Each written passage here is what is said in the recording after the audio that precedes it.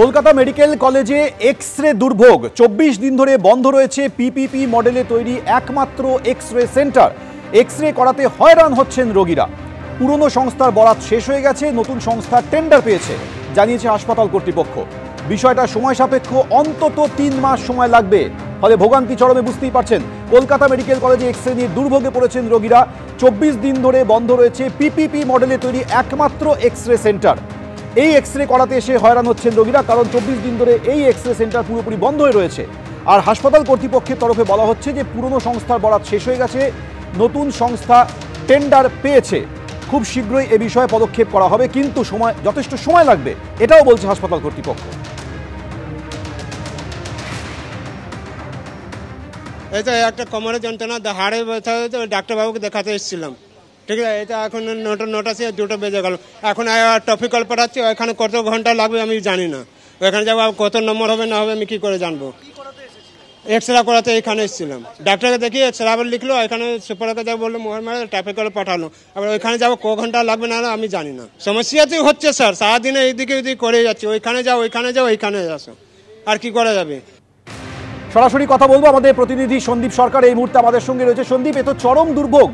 24 দিন ধরে একমাত্র পিপিপি মডেলে তৈরি এক্স-রে সেন্টার বন্ধ রয়েছে। হাসপাতাল বলছে যে খুব শীঘ্রই পদক্ষেপ করা হবে, কিন্তু সেটা তো সন্দীপ 7-10 দিনের ব্যাপার নয়, অন্তত 90 দিন লাগবে।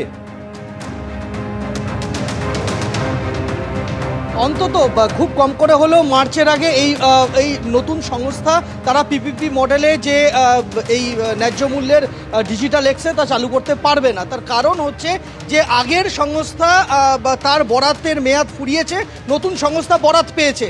এখন নতুন সংস্থা ওই জায়গাতে পিপিপি মডেলে যদি ডিজিটাল এক্স-রে সেন্টার খুলতে যায়, তাহলে যেহেতু রেডিয়েশন নিয়ে কাজ কারবার, সে কারণেই অ্যাটমিক এনার্জি রেগুলেটরি বোর্ডের এইআরবির পারমিশন লাগবে, নতুন করে নিতে হবে এইআরবির পারমিশন। এবং এই অ্যাটমিক এনার্জি রেগুলেটরি বোর্ডের পারমিশন পাওয়াটা একটা সময় সাপেক্ষ ব্যাপার।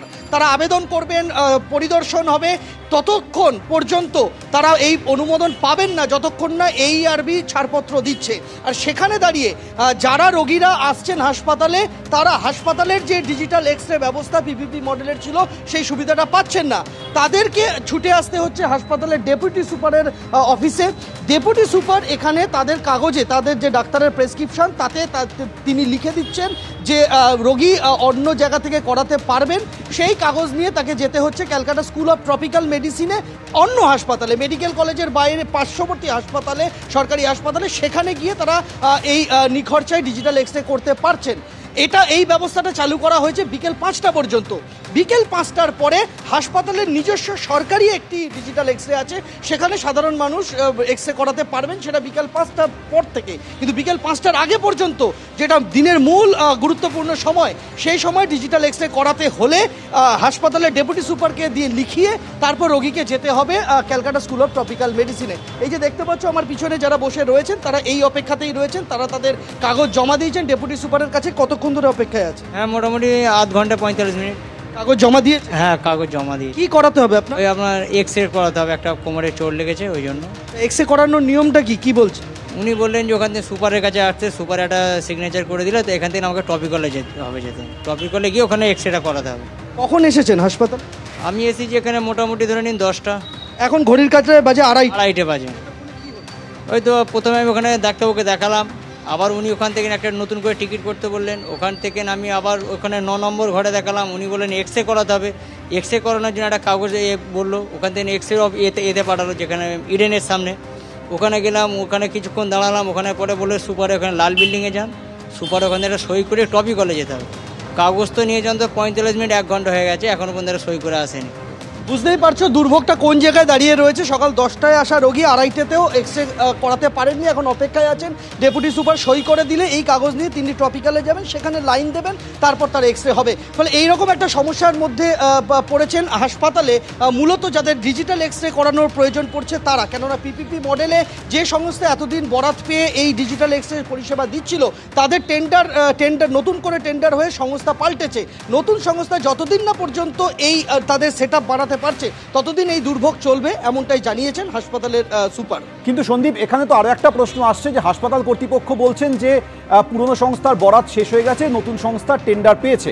এখন পুরনো সংস্থার বরাত কবে শেষ হবে এটা তো খাতায় কলমে রেকর্ডেড রয়েছে, তাহলে সেই অনুযায়ী কেন হাসপাতাল কর্তৃপক্ষ পদক্ষেপ করেননি যাতে হয়রানটা হতে না হয়? এই প্রশ্ন তো রোগীর পরিবার তুলছে। দেখো, হাসপাতাল কর্তৃপক্ষের বক্তব্য, তারা স্বাস্থ্য ভবনকে বিষয়টা জানিয়েছেন। স্বাস্থ্য ভবনের সাথে কথা বলে অনুমতি সাপেক্ষে এই বিকল্প ব্যবস্থা করা হয়েছে। কি বিকল্প ব্যবস্থা? বিকল্প ব্যবস্থা হচ্ছে যে সকাল থেকে বিকেল 5টা পর্যন্ত যে রোগীদের ডিজিটাল এক্সরের প্রয়োজন পড়বে তাদেরকে ডেপুটি সুপার অফিসে এসে তার থেকে অনুমতি নিয়ে সেই নথি নিয়ে যেতে হবে ট্রপিক্যালে, সেখানে এক্সরে হয়ে যাবে।